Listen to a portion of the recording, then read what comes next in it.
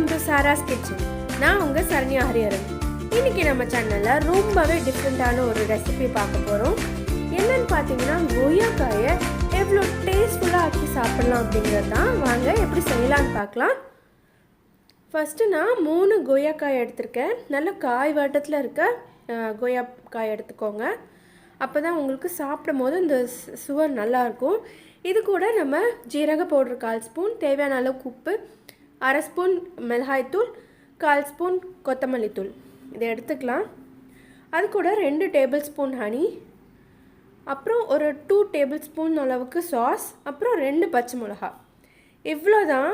இப்படி செஞ்சு சாப்பிட்டு பாருங்கள், எவ்வளோ பக்காவாக இருக்கும்னு தெரியுமா. ஃபஸ்ட் நம்ம பச்சை மிளகாயை நல்லா பொடியாக அந்த மாதிரி நசுக்கிக்கலாம். நீங்கள் மிக்சியில் போட்டிங்கன்னா இந்த அளவுக்கு ஃபைன் சாப்டாக வராது. இப்போ நம்ம கொய்யாக்காயை இந்த மாதிரி நல்லா குட்டி குட்டி பீசஸாக கட் பண்ணி எடுத்துக்கலாம். இதை ஒரு சின்ன பவுலில் மாற்றிக்கலாம். இது கொஞ்சம் குழியாக இந்த மாதிரி பவுல் எடுத்துக்கோங்க. அப்போ தான் மிக்ஸ் பண்ணுறதுக்கு உங்களுக்கு ஈஸியாக இருக்கும். இது கூட நம்ம எடுத்து வச்சிருந்த எல்லா மசாலையும் ஆட் பண்ணிக்கலாம். காரத்துக்கு மிளகாய்த்தூள், கொஞ்சம் காரம் ஜாஸ்தியாக தேவைப்பட்டால் எக்ஸ்ட்ரா ஆட் பண்ணிக்கோங்க. கொத்தமல்லி தூள், பச்சை மிளகா, ஜீரகத்தூள் 1/4 ஸ்பூன், தேவையான அளவுக்கு உப்பு, அப்புறம் சாஸு. நான் ஒரு சாம்பிளுக்காக ஒரு பேக்கெட் சாஸ் எடுத்திருக்கேன். சின்ன பேக்கெட் தான். பேக்கெட்டில் இல்லைனாலும் நீங்கள் 2 டேபிள் ஸ்பூன் அளவுக்கு ஆட் பண்ணிக்கலாம். பார்க்கவே ரொம்ப கலர்ஃபுல்லாக இருக்குல்ல. ஏன் நம்ம கொய்யா பழத்தை நார்மலாக சாப்பிடணும்? இந்த மாதிரி ஒரு வாட்டி குழந்தைங்களுக்கு கொடுத்து பாருங்களேன். ஃப்ரூட்ஸும் கொடுத்த மாதிரி ஆச்சு, ரொம்பவே டிஃப்ரெண்ட்டாக இன்ட்ரெஸ்டிங்காக உட்காந்து சாப்பிடுவாங்க. இப்போ நம்ம 2 டேபிள் ஸ்பூன் ஹனி ஆட் பண்ணிக்கலாம். ஹனி இன்னும் கொஞ்சம் ஜாஸ்தியாக கூட ஆட் பண்ணிக்கிட்டிங்கன்னா குழந்தைங்களுக்கு காரம் தெரியாமல் சாப்பிடுவாங்க. நம்ம சேனலுக்கு புதியவர்களாக இருந்தீங்கன்னா மறக்காமல் சாராஸ் கிச்சன் சேனலை சப்ஸ்கிரைப் பண்ணிக்கோங்க. பக்கத்தில் இருக்க பெல் பட்டனையும் ப்ரெஸ் பண்ணிங்கன்னா மட்டுமே என் வீடியோஸை மிஸ் பண்ணாமல் பார்க்கலாம்.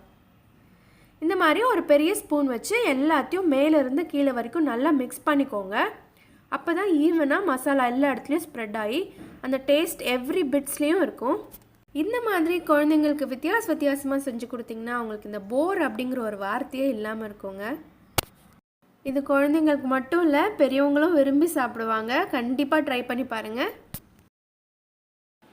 இப்போ லெமனை ஒரு 1/4 பீஸ் கட் பண்ணிவிட்டு இந்த மாதிரி ஈவனாக ஸ்ப்ரெட் பண்ணிக்கோங்க. புளிப்பும் இதில் சேர்ந்துச்சு அப்படின்னா ரொம்பவே சூப்பராக இருக்கும். நிச்சயமாக இதை ட்ரை பண்ணி பாருங்கள். அவ்வளோதாங்க, நம்ம இன்ட்ரெஸ்டிங்கான கோவா ரெசிபிஸ் ரெடி. இதை நீங்களும் உங்கள் வீட்டில் ட்ரை பண்ணி பார்த்துட்டு உங்கள் கருத்துக்களை என்னோட கமெண்ட் செக்ஷனில் தெரியப்படுத்துங்க. மேலும் இந்த வீடியோ உங்களுக்கு பிடிச்சிருந்துச்சுன்னா லைக் பண்ணுங்கள், ஷேர் பண்ணுங்கள்.